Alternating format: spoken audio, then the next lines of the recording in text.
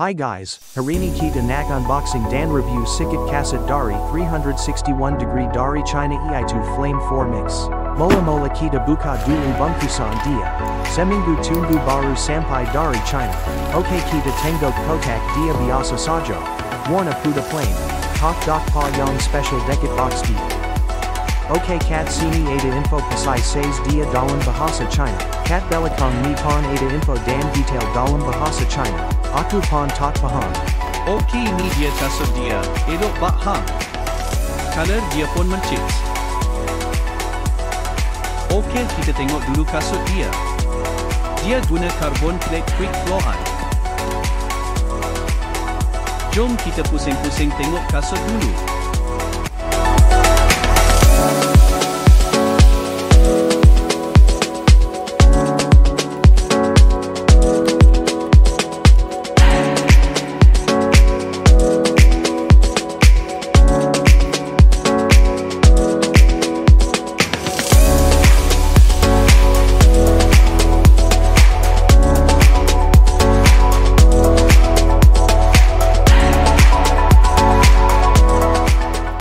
Bahagian atas menggunakan monomer sheet karbon silk sangat ringan, bernafas.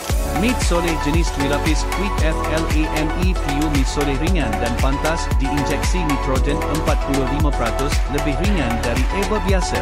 Hangpa boleh tengok dia punya lembut macam mana. Mai kita tengok belah dalam pula. Nohai kerai pula nak bok keluar natang kayu ni.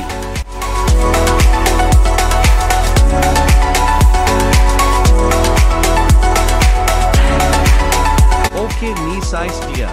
Aku punya kaki size 265mm tapi aku selalu ambil satu size besar so jadi 270mm. Okay hang pa tengok dia punya carbon plate keras kadar. Bagi aku ngam dah ni. Tapak dia pakai flat RPU Osole berkumpulan bagi cengkaman dan ketahanan. Stitch height heel 32mm dan stitch toe 24mm. Jadi drop dia 8mm.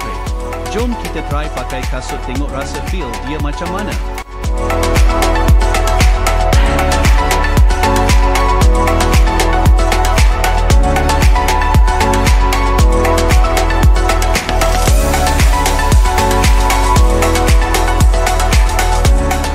Alamat tali sebelah lagi lupa buka pula.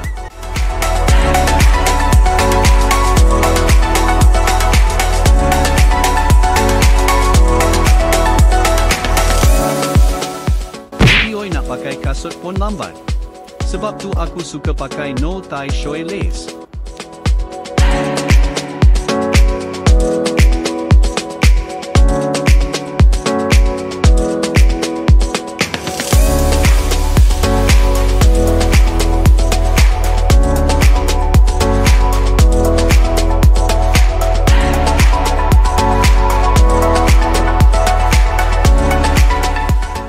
Lembut guys. Hang pa boleh tengok dia punya lembut tu macam mana bila aku pijak.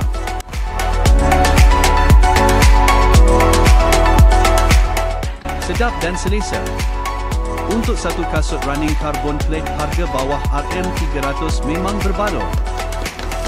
Secara keseluruhan aku berpuas hati dengan kasut ni. Selepas larian pagi tadi aku cuma test untuk 5 km dan kasut carbon plate ni membantu aku untuk renew PB aku. Sekali lagi aku nak habak memang aku puas hati untuk harga yang aku dapat selepas promosi bawah 250 Rm untuk kasut carbon plate. Kasut ni sangat ringan dalam 217 gram dan selesa untuk speed run tapi tak sesuai untuk larian santai. Mantap! Terima kasih menonton.